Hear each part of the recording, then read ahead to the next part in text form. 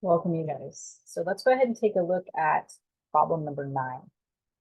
In triangle ABC's an ABC, the size of angle B is 4 times the size of angle A, and the size of angle C is 15 less than 5 times the size of angle A. Find the size of the angles. Okay.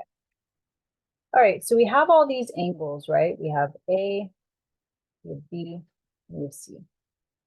Now you'll notice that this first sentence right here, or I'm sorry, not this first sentence. Yeah, this first sentence. Okay. Right before the comma. The size of angle B is 4 times the size of angle A. So angle B is, which is equals 4 times angle A. So 4 multiplied by angle A. Let's go on to the next one where we talk about angle C now. This is probably the trickier one of the two.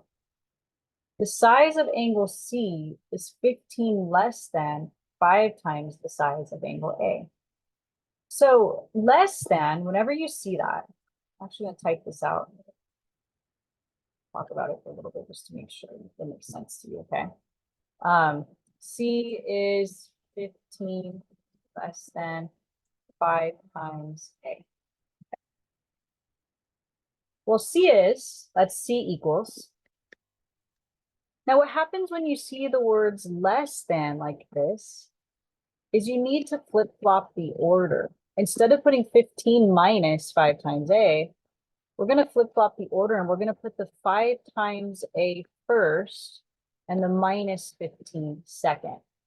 Now, the best way to think about this, I know I already did this in the video notes, but if I said to you, what number, and don't think too hard, is 3 less than 5? Right?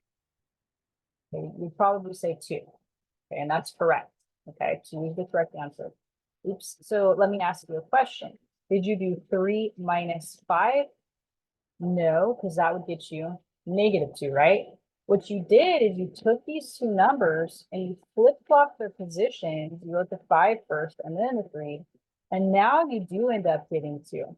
Okay, so this one is not correct because you get -2.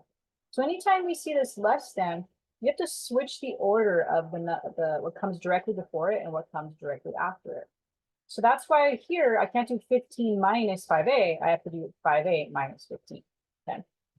All right, that was the hump. I mean, once we get past that, I think we're going to be good. Okay. Because now everything is in terms of A's, which is what we want. Now, there is a fact that you're going to have to remember from geometry, which is that all of the angles in a triangle add up to 180. Okay, so that's something that's not mentioned. You just got to know it.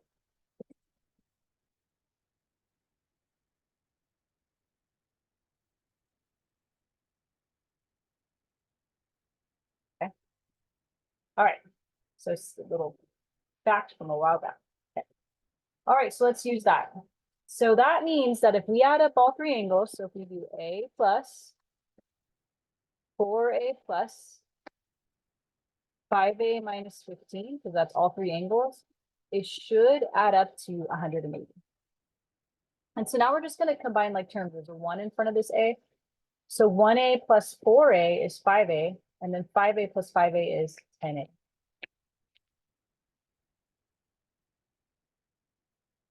Okay, so to get A by itself, we got to add 15 to both sides.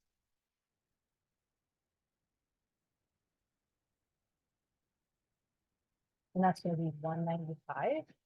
And then the 10 that's multiplied by the A, we would have to divide to get rid of it.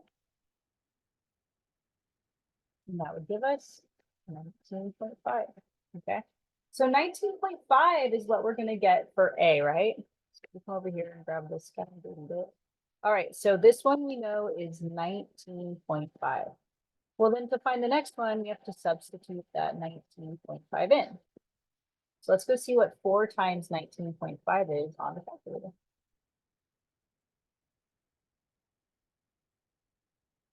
78. So this is 1. And we're going to substitute it in here too. A was 19.5. Let's go to our calculator and see what that is. So 5 times 19, 5 times 19.5 minus 15. I'm getting, whoa, I think I did something wrong there. Let me try this again, please. I'm just getting it far out there. 5 times 19.5. And then take away 15. 82.5. That's a heck of a lot more sense. All right. 82. You can always check to make sure these are right. We know they should add up to 180. So let's just do a quick check, right? Okay, 82.5 plus 19.5 plus 78. Boom, there's the 180. Guys. This is looking good. All right, let's see how they want us to put it in my math. Okay. Oh, it straight up tells you the size of angle A is. Angle B is 78. And then this one, I don't remember. What was it? 80,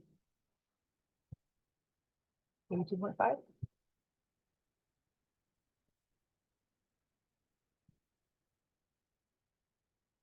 I agree. So that was number 9.